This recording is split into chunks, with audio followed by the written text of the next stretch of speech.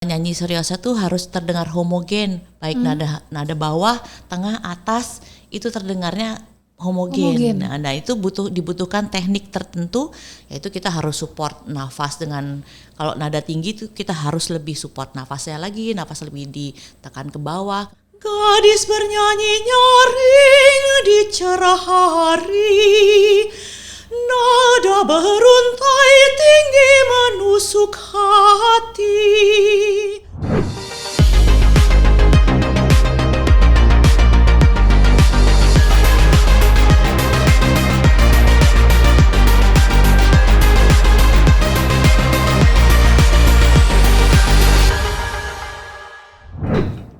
Hai, mari kita memahami karakter yang menjadi kunci sukses dengan ilmu grafologi. Dalam Aksara Bercerita bersama saya Kusuma Prabandari. Pemirsa, bagi penggemar musik klasik, teknik bernyanyi seriosa adalah sebuah keajaiban tersendiri. Karena seriosa membutuhkan penggunaan suara yang kuat, melodi yang kompleks, serta interpretasi emosional untuk mengungkapkan perasaan dalam lagu. Terlihat sulit, tapi jangan khawatir, untuk Anda yang ingin mengenal lebih dekat dengan genre vokal unik ini, saya menghadirkan salah satu maestro penyanyi seriosa yang sudah puluhan tahun malang melintang di bidang ini. Halo Mbak Aning. Halo Mbak Kusuma. Terima kasih sudah hadir. Sama-sama. Senang banget aku ketemu Mbak Aning di sini. Nah, apakah sesulit itu mempelajari teknik seriosa? Tahan dulu, kita mengenal profil Aning Katamsi berikut ini. Bernyanyi seriosa telah mendarah daging dalam diri seorang Aning Katamsi. Teknik bernyanyi yang lekat dengan ambitus nada yang lebar ini telah menjadi teman akrab Aning sedari kecil. Maklum, sang ibu tercinta Pranawengrum Katamsi adalah sosok penting yang menjadi guru vokal pertamanya. Setelah itu, Aning Katamsi menempa dirinya dengan belajar dari sejumlah guru vokal baik dari dalam maupun luar negeri. Tidak sekedar bernyanyi seriosa, Aning juga menorehkan sejumlah prestasi. Di antaranya 2 kali menjadi juara nasional dalam ajang lomba bernyanyi dengan genre klasik. Tak sabar rasanya segera mengetahui lebih banyak tentang sosok Aning Katamsi dan kiprahnya di dunia musik klasik Nusantara. Segera kita simak obrolan serunya dalam Aksara Bercerita bersama Kusuma Prabandari. Mbak Aning, waktu saya kecil dulu, saya mengenal penyanyi seriosa yang luar biasa yang sering hadir di televisi, Ibu Pranawengrum Katamsi. Iya. Ternyata itu ibunya Mbak Aning. Ya betul, ibu. Dan beliau saya adalah guru Mbak Aning pertama kali mengenal seriosa. Ya. Aduh, boleh cerita dong. Saya ketemu putrinya di sini. Ya, jadi ibu itu dulu mengajarkan kami anak-anaknya menyanyi itu dengan cara bermain. Jadi kita nggak sadar bahwa kita sedang belajar karena ibu tuh dulu di rumah kami ada garasi. Ya. Terus kalau sore dulu kan anak-anak sore sudah di rumah ya, udah pulang. Jadi dikumpulkan di garasi, kemudian diajarkan menyanyi bersama. Jadi saya berasanya seperti dengan teman-teman, iya, dengan teman-teman. Jadi waktu kecil cara mengajarkannya begitu dulunya awal-awalnya. Kemudian itu usia berapa Mbak Aning mulai? Mungkin saya kelas 1, 2 SD gitu deh. Dan itu prosesnya seperti itu dengan kakak? Ya, dengan kakak yang perempuan. Kalau yang laki-laki lebih senang main dulunya. Oke. Nah, sampai sekarang akhirnya Mbak Aning terus menggeluti seriosa. Sebetulnya apa sih yang menarik dari seriosa itu sendiri? Atau karena hanya memang mengikuti apa yang diajarkan ibu, atau memang ada ketertarikan khusus setelah belajar dari ibu? Ya, pastinya awalnya pengaruh dari ibu ya, karena mendengar setiap kali ibu latihan di rumah, lagu-lagunya kan pasti sudah terngiang terus di telinga dan ada tumbuh kecintaan pasti ya kalau kita tiap kali mendengar itu. Dan saya juga tertarik untuk mempelajarinya karena saya mungkin dulunya waktu kecil cuma sekedar saya pengen kayak ibu gitu mungkin ya. Tapi ada role model seperti itu ya. Iya, tapi setelah itu akhirnya ya itu saya memperdalam sendiri gitu. Mulai umur berapa memperdalam sendiri? sampai punya kesadaran untuk memperdalam sendiri sampai serius begitu? Nah itu agak bertahap-tahap. Okay. Jadi saya dulu waktu kecil kita belajar nyanyi bersama, tapi sempat kemudian saya banyak aktivitas lain di sekolah, pramuka lah segala macam, lebih banyak pramuka dan camping dulu. Oh. Kemudian SMP sampai SMP lah gitu, sampai dulu guru-guru di sekolah juga ini sebenarnya Aning bisa nyanyi apa enggak sih, karena suka males kalau disuruh-suruh dulu. Gitu. Ada bandel-bandelnya juga? Iya, enggak, pokoknya kalau disuruh nyanyi tuh saya dulu sebenarnya kalau disuruh nyanyi malu di depan. Gitu. Iya. Dari SD kalau disuruh nyanyi di depan sebetulnya malu. Cuma karena waktu SD guru sekolah tahu kalau saya bisa nyanyi, ya udah disuruh ikut lomba gini. Nah, pas SMA kebetulan tahun 85 tuh ada Seriosa remaja dulu di TVRI. Okay. Nah terus ibu, Aning mau nggak gitu, terus ya udah akhirnya saya mau ikut bintang radio itu dan juga acara di TVRI itu. Akhirnya belajar lagi, terus pada satu titik ibu bilang kayaknya kamu mesti belajar sama yang lain deh, bukan sama ibu aja gitu. Karena ya mungkin kita biasa lah ya kalau sama ibu dan anak pasti kalau belajar ada aja. Ada kan mungkin ibu lebih jarang memuji anaknya sendiri daripada orang lain biasanya gitu kan. Sementara kalau orang lain les di rumah, oh ya bagus ini. Terus saya sebagai anaknya, kok dia bagus gitu, dibilang bagus. Sementara gitu. Nah, akhirnya ibu sendiri yang punya kesadaran itu bahwa kayaknya kamu mesti belajar sama yang lain. Kemudian kebetulan saya sudah belajar piano di sekolah musik YPM. Akhirnya saya masuk vokal juga di YPM juga dengan Ibu Katrin Lemena gitu. Oh gitu. Jadi sebetulnya kalau diperjelas lagi ya, musik seriosa, menyanyi seriosa sendiri itu bedanya apa sih dengan genre musik yang lainnya, dan tingkat kesulitannya, tekniknya seperti apa? Mungkin Mbak Aning bisa share pada. Ya mungkin orang taunya nyanyi seriosa tuh harus head voice gitu-gitu ya, tapi pada intinya adalah menyanyi seriosa adalah cara menyanyi yang dibutuhkan untuk menyanyikan lagu-lagu seriosa atau lagu klasik gitu kan. Sebetulnya banyak sekali tekniknya, tapi yang saya mau ungkapkan di sini misalnya seperti teknik legato, orang kenalnya mungkin dulu teknik bel canto kalau untuk bahasa Italianya, jadi menyanyi indah gitu. Jadi nada-nada itu mesti terdengar legato atau sambung, itu kita menyambungnya tuh dengan vowel atau huruf vokalnya. Jadi kita bilangnya menyanyi itu di atas huruf vokal gitu. Jadi konsonan itu tidak boleh memutuskan alur dari kalimat itu, kalimat musik. Jadi gitu. Terus mungkin juga nyanyi seriosa tuh harus terdengar homogen, baik nada bawah, tengah, atas itu terdengarnya homogen. Nah itu dibutuhkan teknik tertentu, yaitu kita harus support nafas dengan, kalau nada tinggi itu kita harus lebih support nafasnya lagi, nafas lebih ditekan ke bawah, kemudian kita larynxnya ini nggak boleh ikutan naik gitu, karena kalau naik kan jadi gitu. Jadi mengenal istilah low larynx. Nah low larynx itu membuat suara kita terdengar lebih bulat gitu kan, lebih bulat daripada genre musik lain gitu sih. Oh gitu. Dengan tingkat kesulitan seperti ini, pertanyaannya nih, orang awam, orang biasa-biasa saja itu bisa nggak sih sebetulnya menjadi penyanyi seriosa, atau memang ada orang yang harus bakat-bakat tertentu gitu? Kalau belajar pasti bisa.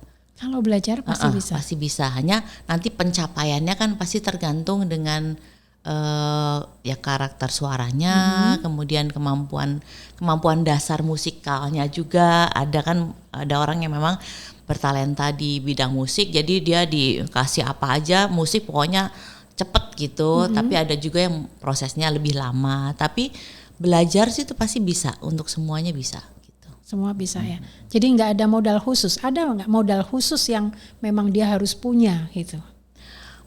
Modal khusus dia senang menyanyi aja. Senang menyanyi saja. Iya, Oke. karena kalau udah kurang suka menyanyi, Iya. kita ajarkan juga, waduh susah. Iya betul. Oke, baik. Nah, Mbak Aning kan kalau saya lihat dari semua pemberitaan atau informasi tentang Mbak Aning kan banyak mengikuti festival gitu ya. Mungkin bisa diceritakan festival pertama apa, kemudian apa yang paling berkesan dari semua festival yang pernah diikuti?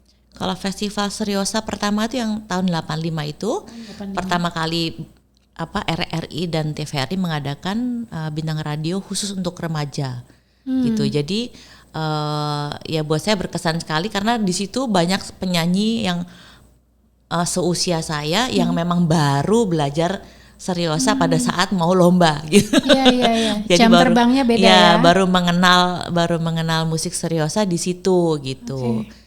Terus untuk yang berkesan mungkin apa ya? Ada bintang radio juga tahun 87 ketika saya menjadi juara 1 di Bandung. Dan ada satu lagi itu Pekan Seni Mahasiswa sebenarnya, Peksiminas. Ketika sudah di bangku kuliah ya berarti ya. Itu di Solo, itu Peksiminas pertama kali diadakan setelah vakum beberapa tahun. Kebetulan waktu itu bapak saya yang memprakarsai dibangkitkan lagi Peksiminas itu, gitu. Nah itu lucu juga. Jadi untuk pertama kalinya ketemunya dengan mahasiswa-mahasiswa kan dari berbagai kota gitu, perguruan tinggi. Dan lucunya juga begitu, ada yang memang mereka ada yang bilang ini, orang saya nggak bisa nyanyi Seriosa kok ditunjuk aja gitu. Ditunjuk aja karena dia bisa nyanyi gitu. Dan lucunya lagi di situ peserta kan mungkin ada banyak yang tidak tahu dia harus di nada apa nyanyinya. Baru setelah ketemu di situ baru ternyata dia harus ditinggikan, diturunkan. Itu saya dengan sukarela ikut menuliskan buat mereka. Jadi nggak sebagai kompetitor ya? Ikut menuliskan. Jadi lucu juga kalau yang ikut pada saat itu ingat gitu ya. Pokoknya berkesannya di situ. Jadi rival yang baik hati lah. Ya karena saya merasa kok kasihan ya mereka kan emang belum tahu Seriosa betul gitu. Oke, luar biasa. Tadi Mbak Aning sudah menceritakan tekniknya, pengalamannya lomba gitu. Boleh dong sebait, 2 bait begitu. Pemirsanya pengen dengar juga nih Mbak Aning bagaimana mempraktekkan atau menyanyikan sebuah lagu. Seriosa, boleh 2 bait sebait Seriosa. Silakan. Waduh. Apa ya? Ini deh. Gadis bernyanyi nyaring di cerah hari, nada beruntai tinggi menusuk hati. Lukiskan mega senja, ombak dan perahu, bawa jiwaku serta mengalun melagu.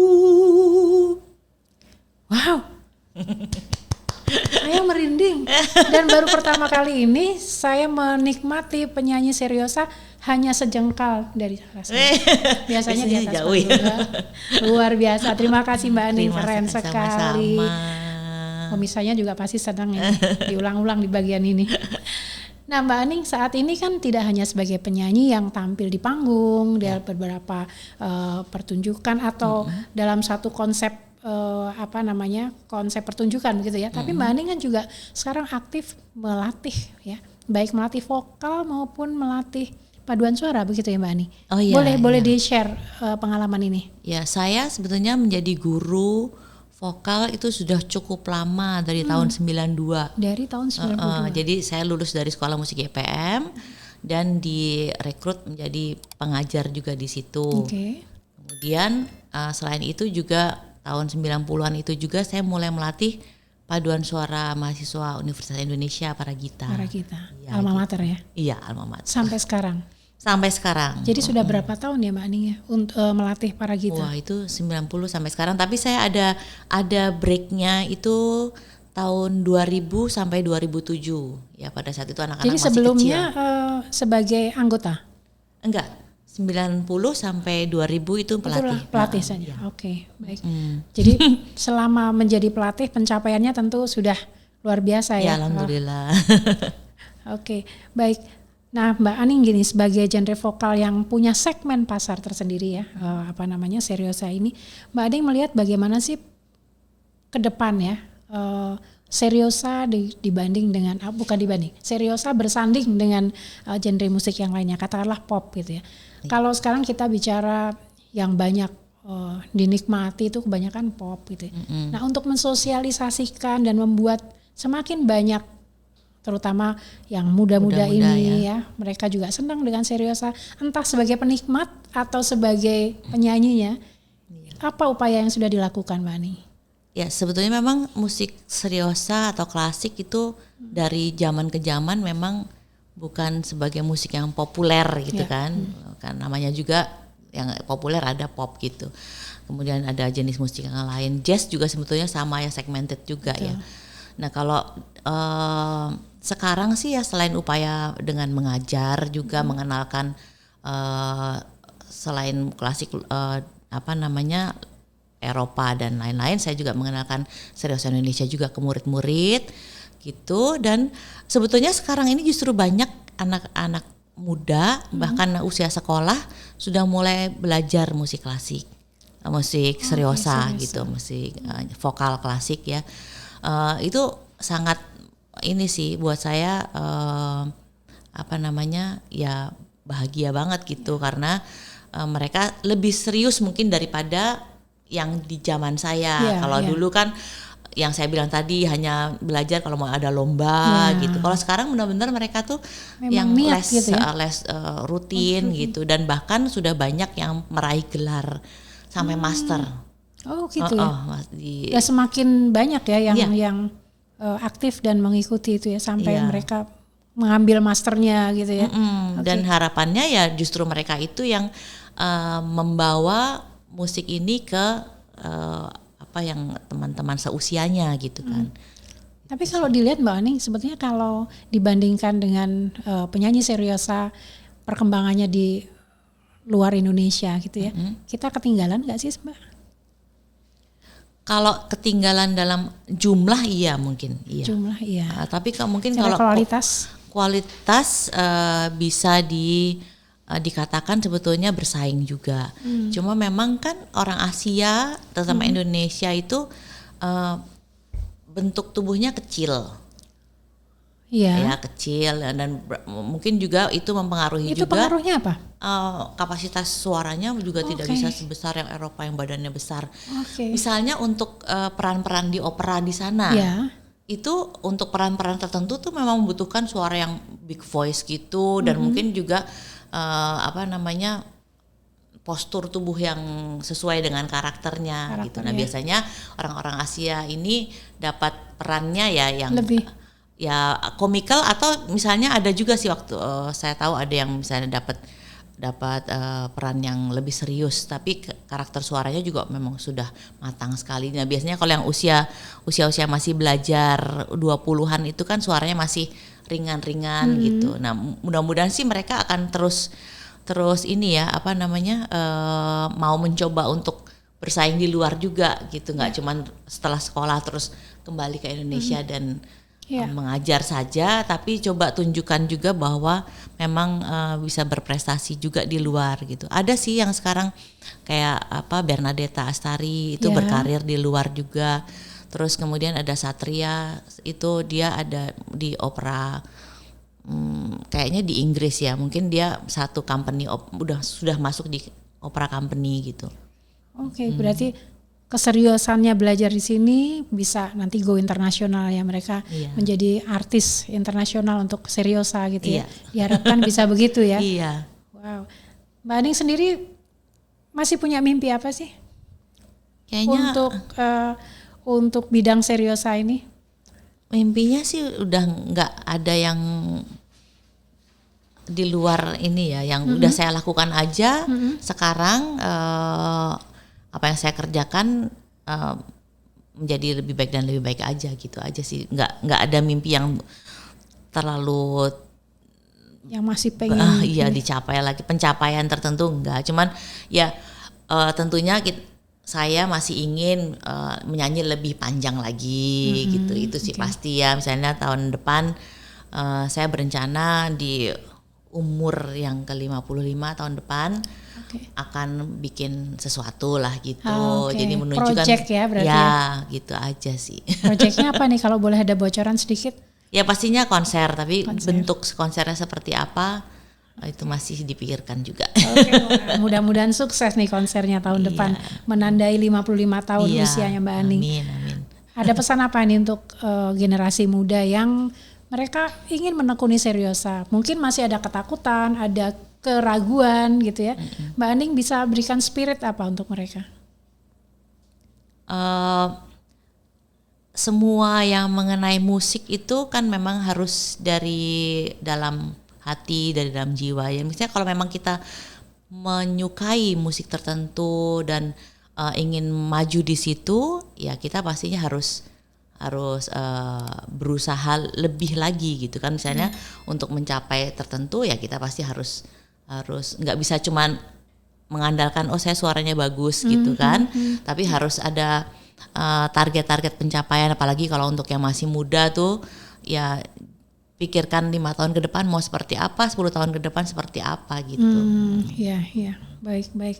Nah Mbak Aning, ini kan tadi kita sudah cerita banyak tentang profesi, perjalanan dan perjuangannya Mbak Aning gitu ya sampai di titik ini.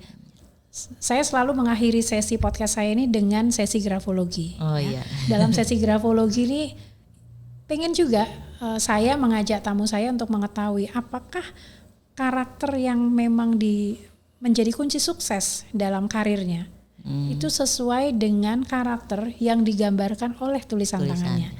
Jadi nanti kita akan membedah itu Mbak Aning. Terima kasih Mbak Aning sudah mengirimkan tulisan ini. Nanti kita akan bersama-sama. Ini sebelumnya saya menunjukkan pada teman-teman luar biasa tulisan Mbak Aning. Nanti kita bedah bersama-sama dalam sesi grafologi.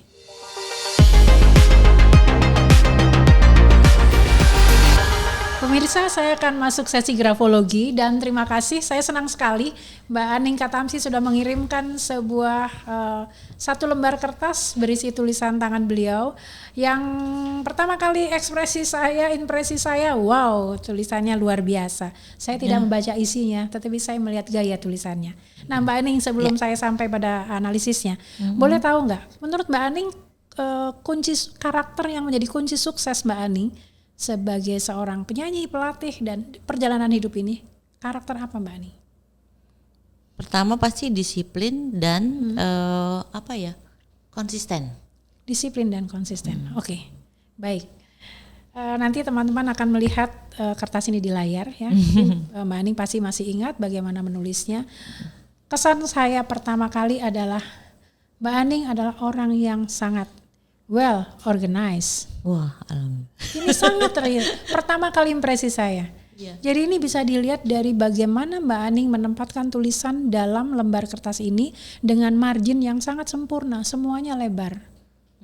Ide yang akan dituliskan banyak, tetapi tidak habis di tengah, Jadi semua ini termanage dengan baik. Semua pesan yang akan dituliskan tertulis dalam satu lembar kertas secara presisi. Bahkan letak tanda tangannya pun demikian. Ini luar biasa. Ini impresi pertama saya, teman-teman. Kalau nanti melihat tulisan Mbak Aning, semua akan bisa melihat. Yang kedua, dengan baseline yang teratur. Jadi baseline Mbak Aning ini lurus dan teratur. Ya, ini menggambarkan bahwa Mbak Aning adalah orang yang punya tujuan yang pasti dan jelas. Dan margin yang lebar ini juga menggambarkan bahwa Mbak Aning punya tujuan yang tetap. Jadi tujuannya pasti, jelas dan tetap. Berikutnya adalah spasi ya. Kita lihat spasi antar kata, spasi antar baris. Ini semua nih teratur Mbak Aning. Tidak ada yang lebih lebar, lebih kecil gitu ya. Semua sama. Orang menduga bisa ini menulisnya pakai garis batu, ya. Padahal saya yakin tidak. Dan ini menggambarkan bahwa beliau adalah orang yang sangat independen, tidak tergantung pada orang lain. Jadi tidak tergantung dalam arti dalam karirnya punya independensi yang tinggi, gitu ya. Kemudian juga menggambarkan bahwa selalu bekerja secara terstruktur. Oke, seperti itu. Nah, hal lain yang terlihat juga adalah, saya nggak tahu ya, kalau dalam sehari-hari itu kan Mbak Aning bekerjanya atau berprofesinya itu sesuatu yang sifatnya statis ya. Artinya statis itu rutin, seperti itu ya. Nah, ini tergambar bahwa Mbak Aning orang yang mampu mengerjakan sesuatu yang tugas-tugasnya atau pekerjaan-pekerjaan itu sifatnya rutin, kemudian pengulangan. Seperti ini. Ini juga dari spasinya. Nah, yang luar biasa adalah jarang saya melihat orang menulis dengan huruf seperti ini, Mbak. Hurufnya tuh hampir seperti copybook gitu. Nggak bulat, nggak kaku, tapi ya kayak mesin ketik ya. Kalau ada mesin ketik seperti ini bagus banget ini, Mbak. Ini tipe orang yang patuh pada aturan. Jadi ya kalau tadi dikatakan bahwa kalau berlatih menyanyi seriosa itu harus disiplin, patuh. Nah, ini memang tergambar, benar-benar tergambar. Iya, kalau kata suami saya orang yang normatif. Normatif. Normatif ya, patuh, comply gitu ya, Mbak ya. Nah, kemudian kalau kita lihat dari middle zone, saya mau katakan middle zone. Di dalam grafologi dikenal ada 3 zona tulisan ya, zona atas, tengah, dan bawah. Jadi zona tengahnya misalnya huruf-huruf S, E, M, A, L, A, M gitu, itu kan zona kecuali L, S, E, M, A, M gitu ya, itu zona tengah. Zona tengah Mbak Aning ini besar, medium menuju besar. Ini menggambarkan bahwa orang yang antusias. Dia punya antusiasme tinggi. Dan kenapa saya mengatakan antusiasme Mbak Aning itu tinggi? Tidak hanya dari middle zone yang besar, tapi juga dari upper zone yang besar, yang tinggi. Jadi upper zone itu misalnya huruf L gitu ya, bagian atasnya, huruf B, T. Nah itu karena upper zone-nya juga tinggi, maka dia juga antusias. Jadi antusiasnya double, keluar 2 kali, Mbak. Seperti itu. Kemudian dengan margin yang lebar juga menggambarkan bahwa individu ini adalah orang yang artistik. Ya iyalah, seniman ya. Nah, hanya saya tadi tertarik ketika suami mengatakan normatif gitu ya. Copybook ini juga menggambarkan orang yang konvensional, Mbak. Iya, banget. Confirm ya. Oke. Dan sangat senang saya berada bersebelahan dengan Mbak Aning, berteman dengan Mbak Aning, karena orang dengan tulisan seperti ini di mana lower zone-nya ini terbuka seperti ini, huruf Y, kemudian huruf terutama Y ya, J dan Y ini terbuka seperti ini, memang orang yang penyayang dan lembut hati. Alhamdulillah. Oke, ini sebagian yang sudah saya bacakan dan saya punya karakter-karakter khusus yang karakter Mbak Aning ada di kartu ini. Saya ingin membacakan untuk Mbak Aning, tapi boleh dipilih terlebih dahulu. Jadi teman-teman, ini ada kartu flashcard di mana menggambarkan karakter yang ada dalam diri Mbak Aning tergambar dari tulisan tangannya. Silakan boleh dipilih. Salah satu dulu. Oke. Mbak Aning memilih seperti ini, nanti saya tunjukkan, yaitu orang yang presisi. Dari mana penggambaran presisinya? Dari bagaimana Mbak Aning menuliskan huruf P. Semua huruf P-nya itu sangat presisi, menggambarkan karakter orang yang presisi. Jadi seperti ini huruf P-nya. Ini nanti kita bisa lihat ya di videonya. Boleh pilih lagi Mbak Aning. Kemudian Mbak Aning juga memilih huruf E seperti ini. Semua huruf E yang ditulis Mbak Aning, lobnya besar. Huruf E-nya lobnya besar. Menunjukkan bahwa Mbak Aning adalah orang yang terbuka terhadap opini orang lain. Orangnya juga punya pemikiran yang luas seperti itu ya. Jadi orang dengan E ini wawasannya luas, toleran pada pendapat orang lain. Waduh, luar biasa. Ini kayak mainan ini. Emang mainan ya? Emang mainan tapi betulan. Nah, ini yang digambarkan yang ketiga yang dipilih Mbak Aning adalah bagaimana tadi saya sudah sampaikan, Mbak Aning ini senang bekerja untuk hal-hal yang sifatnya lebih rutin, ada manualnya gitu ya. Jadi ada SOP-nya, ada manualnya, orang yang comply seperti ini ya. Ini digambarkan dengan bagaimana menulis huruf M-nya. Oke, boleh pilih lagi Mbak Aning. Nah, ini dia. Ini Mbak Aning memilih huruf I seperti ini, dan ini pasangannya biasanya dengan ini ya Mbak, saya ambil sekalian ya. Oh iya. Nah, ini Titik, berpasangan, titik itu ya? Titik. Mbak Aning dalam tulisannya semua huruf I dan J semua ada titiknya, dan titiknya letaknya tepat di atas hurufnya. Ini menggambarkan orang yang perhatian pada hal detail, akurat ya. Tetapi kalau diperhatikan, karena saya pakai kaca pembesar, titiknya Mbak Aning itu tidak titik, tetapi agak bulat. Garis ya? Bulat. Ini menggambarkan orang yang loyal. Jadi bulat berisi. Ini orang yang loyal, yang setia. Bapak, Mbak Aning orang yang setia. Baik, silakan. Yes. Kita lihat lagi Mbak Aning memilih kartu ini warna hijau, frankness. Semua huruf vokal O maupun A itu dituliskan secara presisi. Nggak pernah terbuka gitu ya Pak? Bisa terbuka, bisa juga tertutup. Tetapi semua itu nggak ada belok-beloknya. Jadi semua firm gitu ya. Ini menggambarkan beliau adalah orang yang jujur, terbuka apa adanya, dan mau menyampaikan semua kebenaran apapun resikonya.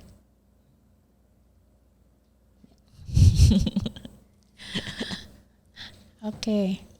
Nah, ini dia. Self confidence. Orang yang memiliki kepercayaan diri yang tinggi, dan ini tidak digambarkan hanya dari satu huruf.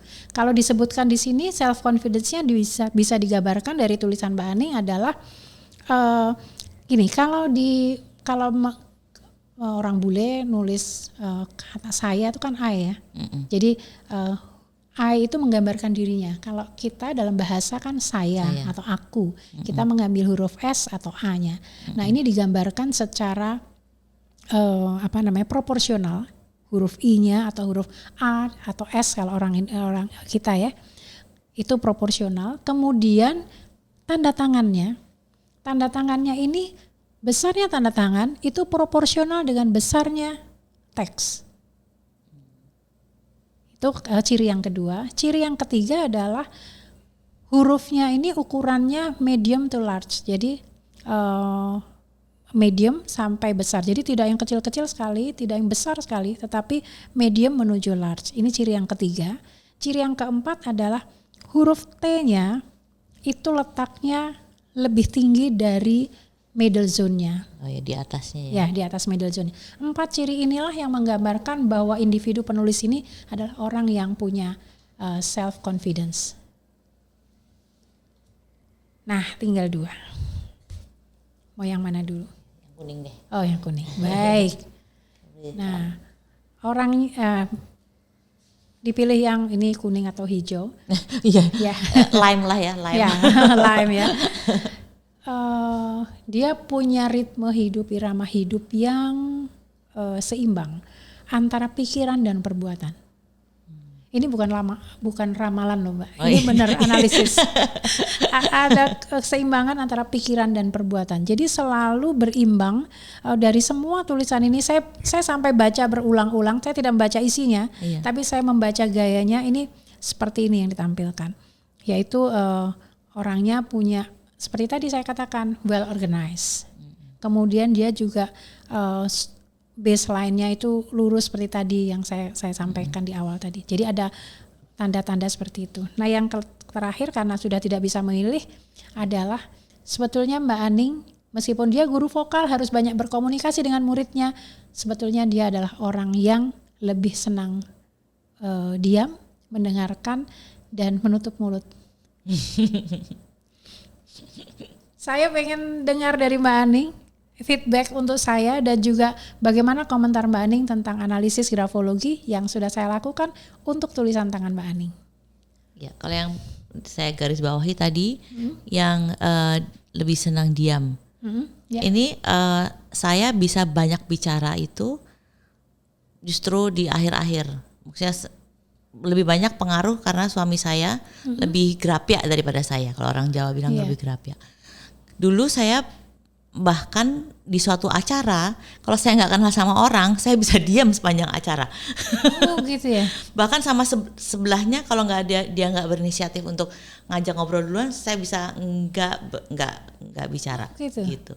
Nah mungkin karena dengan berkembangnya itu juga berpengaruh berpengaruh ke apa yang saya tulis juga ya mungkin ya, jadinya mungkin karakter aslinya sebetulnya gitu, yang sering saya bilang disuruh nyanyi ke depan malu sebenarnya dulu gitu.